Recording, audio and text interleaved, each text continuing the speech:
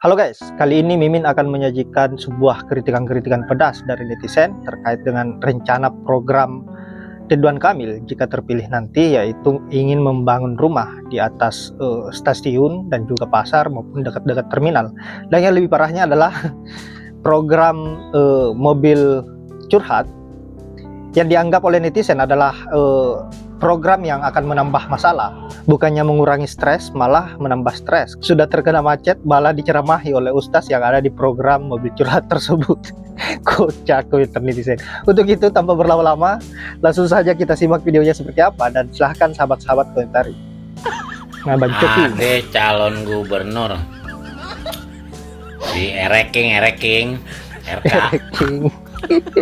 katanya mau bikin rumah di atas stasiun, di atas pasar, sama deket-deket terminal. Pak, kenapa nggak bikin di pinggir-pinggir pantai, Pak? Hah? Pik bisa no jadi buat babahong sama combong liong. Masa kagak bisa buat bikinin warga Jakarta di pinggiran pantai? Pikirin dong, kan begitu. Masa buat babahong, combong liong? Hah? Bisa itu buat Haina. Kenapa orang kita kagak bisa? Bikinin kayak di PIK buat warga DKI. Pinggir-pinggir pantai kan masih banyak, masih luas. Ya enggak? Buat warga dulu lah, baru tamu. Kan gitu. Apa pusingnya warga Jawa Barat selama dipimpin oleh Ridwan Kamil selama 5 tahun kemarin. Betul, pusing.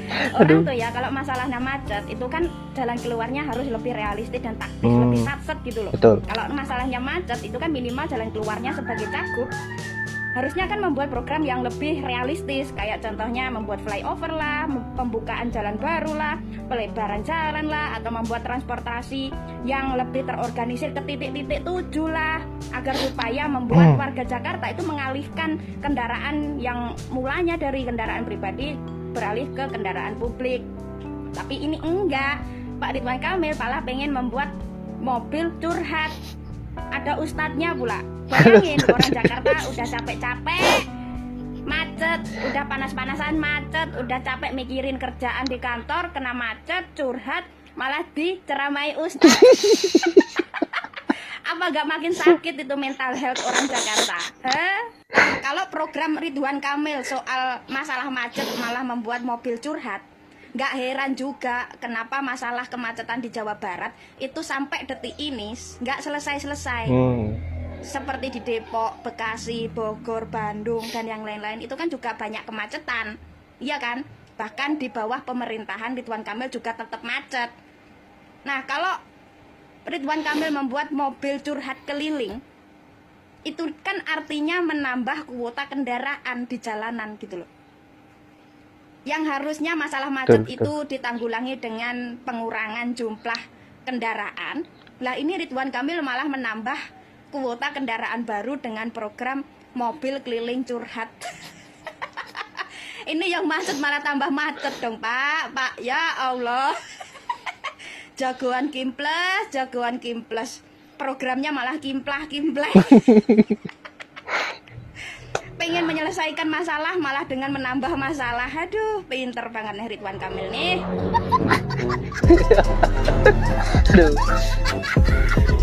Terus lu mau ngasih mobil curhat gitu kan ya, mobilnya datangnya telat juga nggak karena macet. Nanti didatengin ada psikolog, ustadz.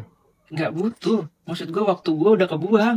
Ini pulang kerja, harus kerja lagi besoknya, harus ketemu keluarga gitu kan ya. Terus mau berhenti gue, terus tiba-tiba gini gue lagi nyetir gitu, kok ini macet ya, ada mobil curhat, berhenti dengerin curhat. Enggak, pengen buru-buru pulang bapak. Maksud gue tupoksinya itu loh, ya Allah, jalanannya gimana sih?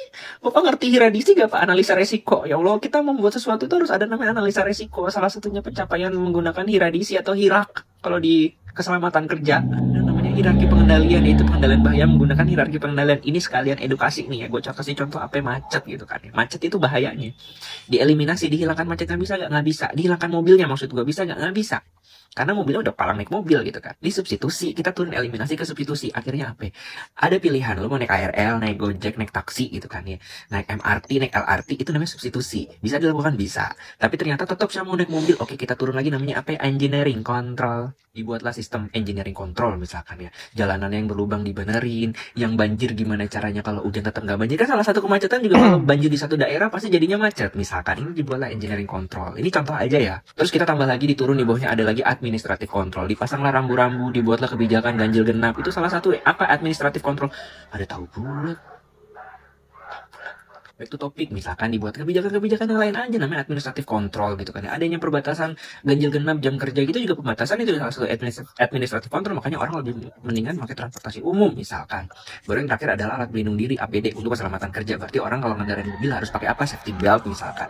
Kemudian diperiksa-periksa juga mobil-mobilnya misalkan gitu, udah ke bengkel apa belum, supaya apa? Kalau salah satu faktor kemacetan juga bisa juga karena kecelakaan. Benar nggak? Ada mobil kecelakaan jadinya macet parah misal. Atau tadi ya gue ngomongin apa, engineering control dibuatkan apa? Sistem ini gue baru kepikiran nih, sistem lampu merah itu ada CCTV, bukan CCTV ya, sensor. Jadi kalau lagi rame banget yang tadinya 2 menit, semenit jadi misalkan 20 detik. Nah yang lengang-lengang nih, yang kosong jadinya lebih lama. Kan bisa, nanti tinggal dibolak-balik mana yang rame mana yang enggak. Itu namanya sistem engineering control yang tadi gue bilang ketiga gitu kan ya. Mobil curhat masuk mana ya? Engineering atau administratif. Nah di situ juga dilihat nih efektif apa enggak, ada nilai efektif, ada nilai cost, itu semua ada di keselamatan kerja ya. Jadi nggak semerta-merta kita langsung pakai ini enggak juga, dilihat dari costnya juga sih memang. Menurut gue mobil curhat, mobilnya berapa, bayar orangnya berapa, efektivitas terhadap mental seseorangnya gimana gitu kan, efektif apa kagak, itu semua harus diperhitungkan.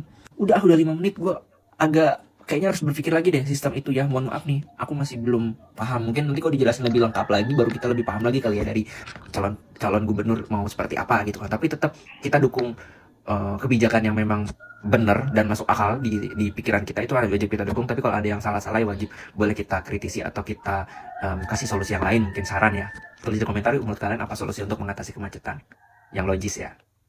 Ya mestinya bapak tuh duduk anteng aja, nggak usah nongol-nongolin muka sampai naik ke atas mimbar terus ngasih pidato bla bla bla. Woi, turun. Anies, Priuk bukan buat berpolitik. Tapi kalau warga Jakarta tetap nolak juga, itu tandanya bapak emang disuruh tahu diri aja. Bapak ini kan udah puluhan tahun jadi bobotoh Persib bersama sang istri tercinta. Oh iya, sampai ada fotonya tuh istri bapak pas ngeledek muka pemain Persija. Ada loh itu di Google, coba deh kalian cek sendiri. Kemarin katanya IKN 2 bulan lagi udah kayak Jakarta. Sekarang bilang masih 30 tahun lagi. Untuk ngejilat aja nggak bisa konsisten. Pilih aja, mau ngejilat Mulyono atau warga Jakarta. Yap, itulah kritikan para netizen terkait dengan rencana programnya Pak Ridwan Kamil. Saya kira cukup lucu, tapi pedas. Dan saya kira dari video ini kita bisa menilai bahwa Pak Ridwan Kamil memang tidak ada tempat di hatinya warga DKI Jakarta. Mungkin Pak Ridwan Kamil bisa menang jika Pak Mulyono turun tangan dan melakukan sebuah kecurangan seperti yang dilakukan sebelum-sebelumnya. Kalau mengharapkan suara murni dari warga DKI, ya mungkin tidak. Rencana programnya saja dianggap ngawur dan hanya menambah masalah. Dan ditambah lagi rekam jejaknya yang buruk, menghina warga DKI, dan bahkan sampai istrinya juga pernah meledek Jackmania. Saya kira Pak Ridwan Kamil akan betul-betul berakhir jika tidak melakukan sebuah kecurangan. Baiklah sahabat-sahabat, saya kira hanya itu. Semoga ada manfaat dari video yang saya up. Terima kasih sudah menyempatkan diri untuk menonton, dan saya akhiri dengan ucapan wallahul muwaffiq ila aqwamit thoriq. Assalamualaikum warahmatullahi wabarakatuh.